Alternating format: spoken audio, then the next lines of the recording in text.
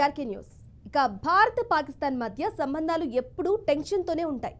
స్వాతంత్రం వచ్చినప్పటి నుంచి పాకిస్తాన్ కుట్రలు చేస్తూనే ఉంది. ఒకప్పుడు భారతదేశంలో భాగమైన పాకిస్తాన్ మళ్ళీ దానిలోకే చొరబడ్డానికి ప్రయత్నిస్తూనే ఉంది. దీంతో ఇండియా పాకిస్తాన్ విడిపోయిన తర్వాత ఇరు దేశాల మధ్య 4 సార్లు యుద్ధాలు జరిగాయి. 1947, 48లో ఒకసారి, 1965లో రెండోసారి, 71లో మూడోసారి, 1991లో నాలుగోసారి యుద్ధాలు జరిగాయి. ఇక ఈ యుద్ధాల్లో ఎందువల్ల జరిగాయి, ప్రతి యుద్ధంలో ఎవరు గెలిచారు, ఫైనల్ రిజల్ట్స్ పై బీఆర్కే న్యూస్ స్పెషల్ స్టోరీ.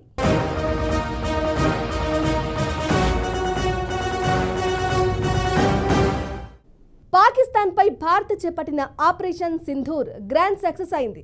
ఇక ఈ దాడిలో 100 మందికి పైగా పాక్ ఉగ్రవాదులు హతమైనట్లు వార్తలొస్తున్నాయి. పాల్గామ్ ఉగ్రదాడితో రెచ్చిపోయిన పాకిస్తాన్కు ఆపరేషన్ సింధూర్తో బుద్ధి చెప్పింది Bharat. Operation Sindoor grand success అయిందని దేశవ్యాప్తంగా సంబరాలు జరుపుకుంటున్నారు ప్రజలు. తమకు న్యాయం జరిగిందని హర్షం వ్యక్తం చేస్తున్నారు పాల్గామ్ ఉగ్రదాడి బాధితులు. అయితే ఇండియా పాకిస్తాన్ మధ్య ఇప్పటిదాకా ఎన్ని యుద్ధాలు జరిగాయి, అప్పటి పరిస్థితులు ఏంటో ఇప్పుడు తెలుసుకుందాం.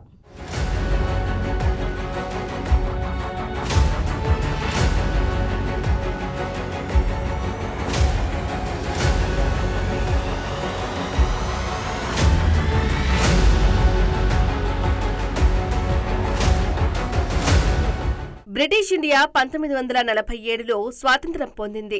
ఈ స్వాతంత్రం దేశం భారతదేశం పాకిస్తాన్లుగా విభజించడంతో ఆనందం కంటే దుఃఖాన్నే తెచ్చిపెట్టింది. దీని ఫలితంగా విస్తృత హింస, లక్షలాది మంది ప్రజలు స్థానభ్రంశం చెందారు. హిందువులు, ముస్లింల మధ్య మతపరమైన రాజకీయ ఉద్రిక్తతల ఫలితంగా ఈ విభజన జరిగింది. చివరికి వారి స్వంత గుర్తింపులు, సవాళ్లతో 2 ప్రత్యేక దేశాలు ఏర్పడిన భారతదేశం, పాకిస్తాన్ 4 సార్లు అంటే 1948, 1965, 1971, 1999లో స్వాతంత్రం పొందినప్పటి నుండి అనేకసార్లు ఘర్షణ పడ్డాయి. ముఖ్యంగా 2 తమవి అని చెప్పుకునే కాశ్మీర్ ప్రాంతమైన 1947లో భారత పాకిస్తాన్ మధ్య మొదటి యుద్ధం జరిగింది. ఈ యుద్ధం 12 నెలల 10 రోజుల పాటు జరిగింది. భారత్కు స్వాతంత్రం వచ్చిన తర్వాత జమ్మూ కశ్మీర్ రాష్ట్రాన్ని భారత్లో విలీనం చేసేందుకు నిర్ణయించారు. ఈ నిర్ణయాన్ని వ్యతిరేకిస్తూ పాకిస్తాన్ మద్దతున్న దళాలు కాశ్మీర్లోకి చొరబడిన క్రమంలో యుద్ధం మొదలైంది. పాక్ మద్దతు దళాలను భారత సైన్యం తరిమికొట్టినప్పటికీ అప్పటికే 3వ వంతు కాశ్మీర్ను పాకిస్తాన్ ఆక్రమించేసింది. దీన్నే ఇప్పుడు పాక్ ఆక్రమిత కాశ్మీర్గా పిలుస్తున్నాం. అయితే ఐక్యరాజ్య సమితి జోక్యంతో ఇరు దేశాలు కాల్పులు విరమించుకున్నాయి. అప్పటి నుంచి లైన్ ఆఫ్ కంట్రోల్ ఏర్పాటయ్యింది. ఈ యుద్ధంలో భారత వ్యూహాత్మక విజయం సాధించినప్పటికీ కాశ్మీర్ వివాదం ఇంకా కొనసాగుతోంది. To the global south.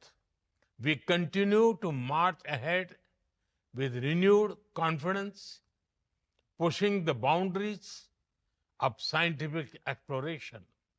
Our first human space flight mission, Gaganyaan, highlights our nation's rising aspirations. In coming weeks, an Indian astronaut will travel to space as part of a joint ISRO-NASA mission to the International Space Stations. By 2035, the Bharatiya Antariksh Station will open new frontiers in research and global cooperation. By 2040, an Indian's footprints will be on the moon. Mars and Venus are also on our radar. Friends, for India, space is about exploration as well as about empowerment. It empowers governance, enhances livelihoods, and inspires generations. From fishermen alerts to Gati Shakti platform, from railway safety to weather forecasting, our satellites look out for the welfare of every Indian. India Pakistan మధ్య జరిగిన మొదటి యుద్ధం అసంపూర్ణంగా ముగియటంతో కాశ్మీర్లో అల్లకల్లోలం continue అయింది. దీంతో 1965లో కాశ్మీర్ కోసం ఇండియా పాకిస్తాన్ మధ్య మరోసారి యుద్ధం జరిగింది. ఈ యుద్ధం 17 రోజుల పాటు జరిగింది. ఇండియా పాకిస్తాన్ మధ్య ఇది రెండో యుద్ధం అయ్యింది. 1965లో ప్రారంభంలో పాకిస్తాన్ భారత దళాలు రెండు దేశాల సరిహద్దులో వివాదాస్పద భూభాగంపై ఘర్షణ పడ్డాయి. పాకిస్తాన్ సైన్యం కాశ్మీర్ను బలవంతంగా ఆక్రమించుకోవడానికి ప్రయత్నించినప్పుడు శత్రుత్వం తీవ్రమైంది. రాష్ట్రాన్ని స్వాధీనం చేసుకునే ప్రయత్నం విఫలమైంది. భారతదేశం పాకిస్తాన్ యుద్ధం ప్రతిష్టంభనకు చేరుకుంది. ఈ యుద్ధం అంతర్జాతీయ రాజకీయాలు సంఘర్షణ స్వభావాన్ని ప్రభావితం చేశాయి. కాశ్మీర్లో తిరుగుబాటు ప్రారంభించేందుకు ఆపరేషన్ జిబ్రాల్టర్ పేరిట యుద్ధం ప్రారంభించింది పాకిస్తాన్. ఈ యుద్ధం కారణంగా ఇరు దేశాలకు భారీగా నష్టం వాటిల్లింది. పాక్ భూభాగంలోకి చొచ్చుకెళ్లి కీలక ప్రాంతాలను స్వాధీనం చేసుకుంది భారత. ఎట్టకేలకు సోవియట్ యూనియన్లో మధ్యవర్తిత్వంతో కుదిరిన తాష్కెంట్ ఒప్పందం ప్రకారం ఇరు దేశాలు తమ స్వాధీనంలోని భూభాగాలను తిరిగి ఇచ్చేశాయి. అమెరికా అధికారులు భారత నాయకత్వాన్ని కొంత జాగ్రత్తగా చూసుకున్నారు. ఇతర రాష్ట్రాల రాజకీయ అభివృద్ధిని భారతదేశం ప్రభావితం చేయడానికి అనుమతించకుండా ప్రాంతీయ అధికార సమతుల్యతను కొనసాగించాలని అమెరికా భావించింది. ఈ యుద్ధంలో భారత పైచేయి సాధించింది. करारा जवाब दिया है। भारत ने अपनी सरजमी पर हुए हमले का जवाब देने के लिए अपने राइट टू रेस्पॉन्ड का इस्तेमाल किया है और हमारी यह कार्रवाई बेहद सोच समझकर सधे हुए तरीके से की गई है। आतंकियों के हौसले पस्त करने के उद्देश्य से यह कार्रवाई महज उनके कैंप्स और इंफ्रास्ट्रक्चर तक ही सीमित रखी गई है। मैं पुनः हमारे आर्म्ड फोर्सेस के शौर्य को मैं नमन करता हूं। साथियों, आज बॉर्डर रोड ऑर्गेनाइजेशन के 66वें फाउंडेशन डे पर आपके बीच उपस्थित होना मेरे लिए गौरव का विषय है और यह खुशी की बात है कि आज इस इम्पोर्टेंट डे पर बीआरओ द्वारा निर्मित 50 इंफ्रास्ट्रक्चर प्रोजेक्ट्स का उद्घाटन करने का अवसर भी हमें प्राप्त हो रहा है। मैं आप सभी का आभार व्यक्त करता हूं कि आपने मुझे यहां आमंत्रित किया है। साथियों, किसी भी संस्थान के लिए उसका फाउंडेशन डे यह बहुत ही महत्वपूर्ण हुआ करता है। वैसे भी 65 वर्षों की आपकी जो यात्रा रही है वो बेहद गौरवशाली रही है। इसलिए आज का दिन उस गौरवमयी यात्रा को याद करने का दिन है।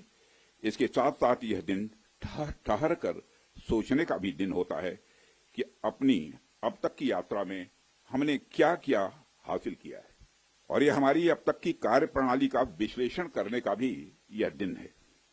साथ ही यह एनालिसिस करने का भी दिन है कि भविष्य में हमारी राह क्या होनी चाहिए।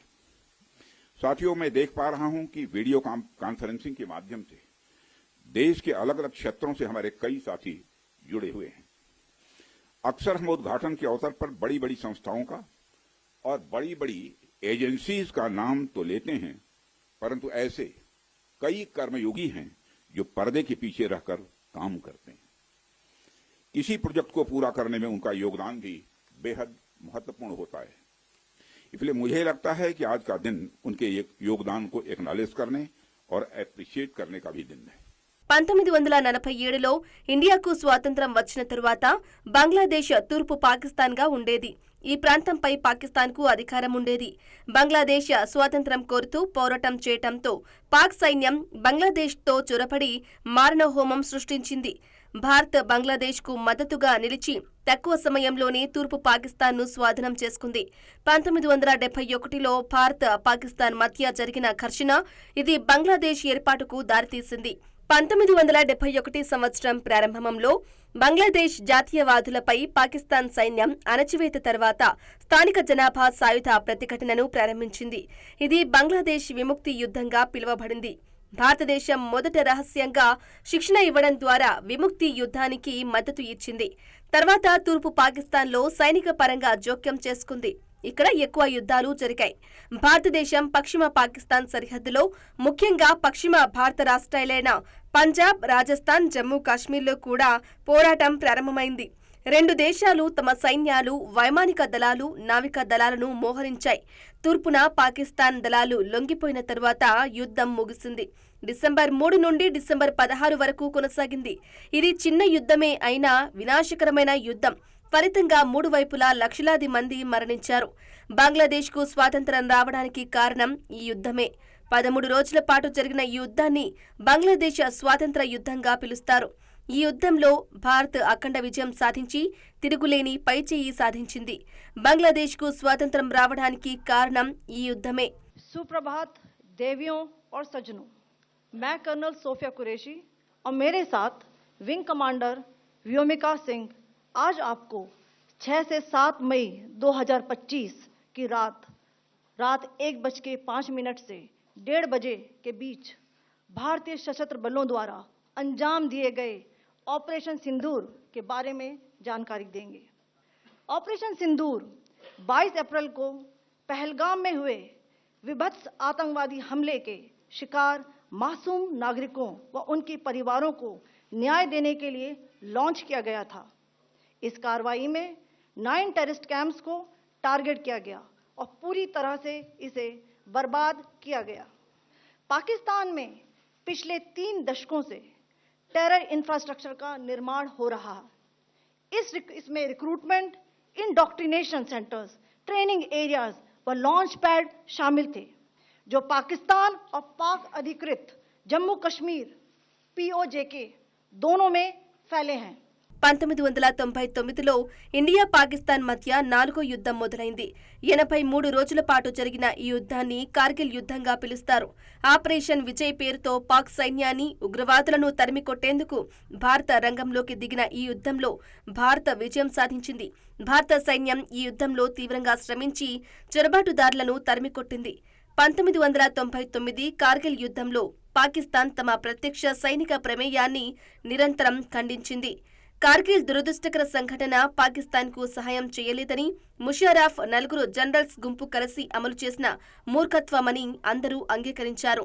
నవాజ్ షరీఫ్ దీనిని బహిరంగంగా విమర్శించారు. భారత దాడిలో మసూద్ అజార్ కుటుంబం తుడిచిపెట్టుకుపోయింది. భారత దాడి తర్వాత అజార్ ముసుగు బెదిరింపులు జారీ చేశాడు. చారిత్రాత్మకంగా కార్గిల్ వివాదంలో పాకిస్తాన్ సైన్యం పాత్రను రిటైర్డ్ అధికారులు మాత్రమే గుర్తించారు. పాకిస్తాన్లోని ఉగ్రవాద స్థావరాలపై భారతదేశం జరిపిన దాడిని నెటిజన్లు ప్రశంసలు కురిపించారు. ఈ సంఘర్షణలో పాకిస్తాన్ సాయుధ దళాల ప్రత్యక్ష పాత్రను ధృవీకరించింది. కార్గిల్ యుద్ధ సమయంలో పదవిలో ఉన్న పాకిస్తాన్ మాజీ ప్రధానమంత్రి నవాజ్ షరీఫ్ కూడా ఈ వివాదంలో పాకిస్తాన్ పాత్రను అంగీకరించారు.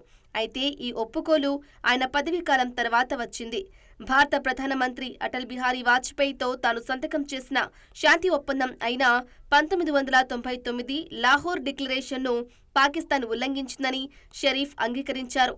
ఈ యుద్ధం తర్వాత పాకిస్తాన్ స్వాధీనంలో ఉన్న ప్రాంతాలను ఈ యుద్ధం ద్వారా తిరిగి చేజిక్కించుకుంది భారత్. ఇక ఇండియా పాకిస్తాన్ మధ్య ఈ 4 యుద్ధాలే కాకుండా 2001-2లో భారత పార్లమెంటు దాడి, 2019లో బాల్కోటు ఎయిర్ స్ట్రైక్, 2020-21లో సరిహద్దు ఘర్షణలు వంటి ఘటనలు యుద్ధ వాతావరణాన్ని నెలకొల్పాయి.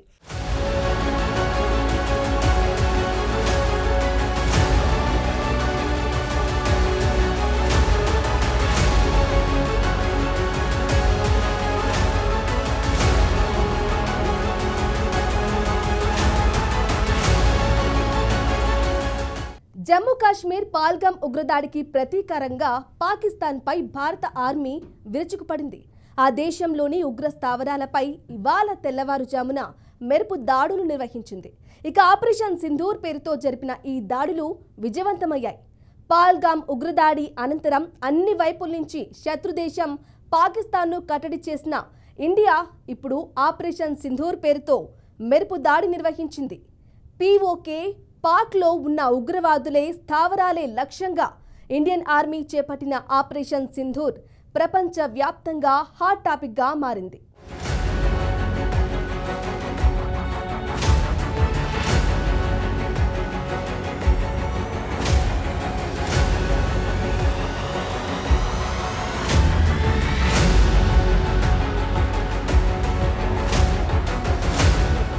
తాజాగా తాజాగా పాల్గం టెర్రర్ అటాక్కు భారత్ ప్రతీకారం తీర్చుకుంది.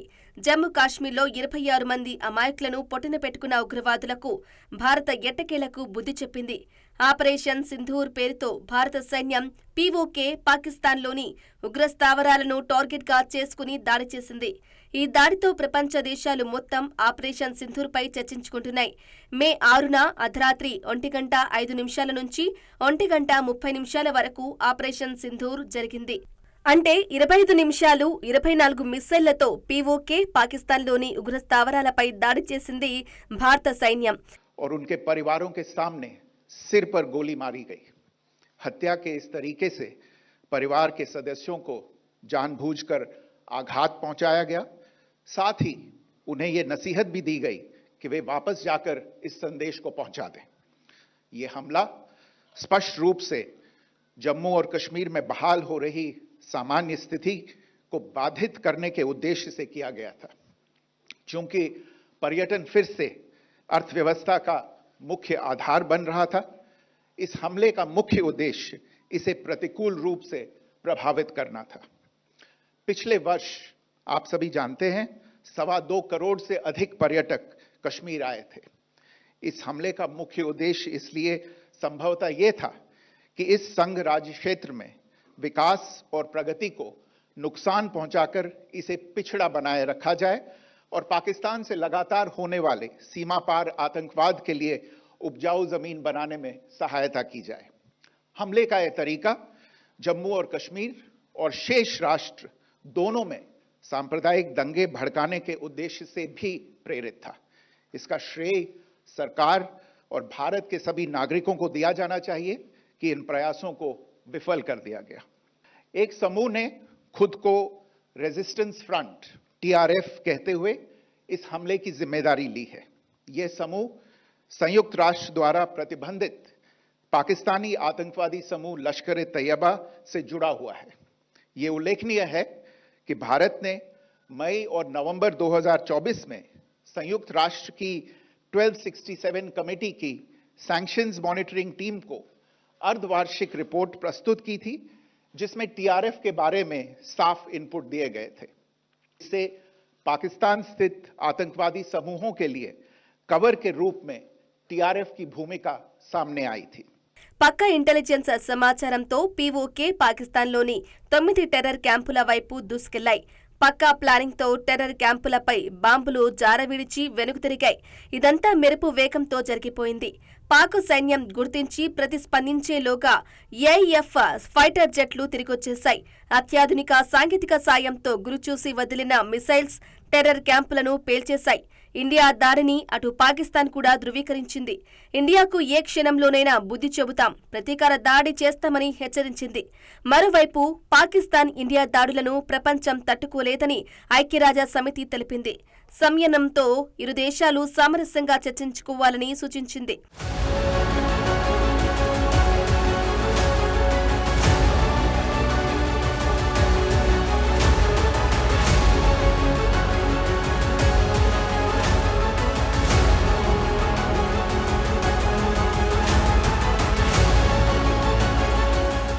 పాకిస్తాన్కు ఉక్కిరిబిక్కిరి చేసేలా భారత్ ప్లాన్ చేసిందని మరో వార్త కూడా తెరపైకి వచ్చింది. ఆపరేషన్ సింధూర్ కన్నా ముందే పాకిస్తాన్లోని బలూచిస్తాన్ ప్రాంతంలో యాక్టివ్గా పనిచేస్తున్న ఏర్పాటువాద సంస్థ బలూచిస్తాన్ లిబరేషన్ ఆర్మీ పాకిస్తాన్ సైనిక వాహనాన్ని పేల్చి 7 పాకిస్తాన్ జవాన్లను బలికొంది. అయితే ఈ దాడి జరిగిన కొన్ని గంటలకే ఆపరేషన్ సింధూర్ పేరిట పాక్ ఆక్రమిత కాశ్మీర్పై క్షిపణులు దాడులు జరిగింది. వరుసగా జరిగిన ఈ దాడులతో పాకిస్తాన్ ఆర్మీ బెంబేలెత్తిపోతుంది. ఇప్పటికే ప్రధానమంత్రి షహబాజ్ షరీఫ్ భారత్ చేసిన ఈ చర్యను బదులు తీర్చుకుంటామంటూ ప్రకటించారు. మరోవైపు బలూచిస్తాన్ వేర్పాటువాదులు సైతం గత కొంతకాలంగా పాకిస్తాన్ ఆర్మీని ముప్పు తిప్పలు పెడుతున్నారు. బలూచిస్తాన్ పాకిస్తాన్లోని పశ్చిమ ప్రాంతంలో ఉన్న ప్రాంతం. ఇక్కడ అత్యంత కీలకమైన గ్వాందర్ పోర్టు ఈ ప్రాంతంలోనే ఉంది.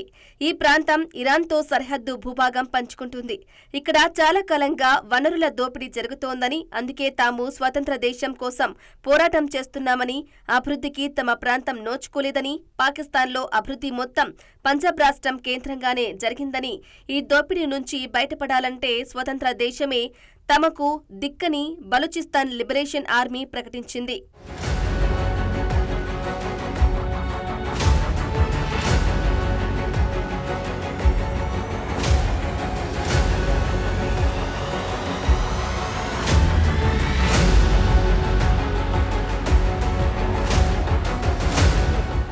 ఇక పాల్గామ్ దాడి దేశవ్యాప్తంగా అంతర్జాతీయంగా తీవ్ర సంచలనం రేపింది. ఇక ఈ దాడికి బాధ్యులైన వారిని వదిలిపెట్టాం, న్యాయం ఖచ్చితంగా జరగాలి అని ప్రధానమంత్రి నరేంద్ర మోదీ హెచ్చరించారు. టెర్రర్ అటాక్లో హిందుత్వాన్ని టార్గెట్ చేసినట్లుగా మతం అడిగి మరీ చంపిన వారి వైఖరికి జవాబుగా హిందుత్వ ప్రతీకారంగా మహిళల సింధూరాన్ని గుర్తు చేసేలా ఈ దాడులకు ఆపరేషన్ సింధూర్ అని పేరు పెట్టారు. ఇక భారత సైనిక దళాలు దేశ సార్వభౌమత్వాన్ని కాపాడడానికి, ఉగ్రవాదాన్ని ఎదుర్కోవటానికి ఎప్పటికప్పుడు తమ శక్తి సామర్థ్యాలను ప్రదర్శిస్తూనే ఉన్నాయి. ఆపరేషన్ సింధూర్ ఈ కోవలోనిదే.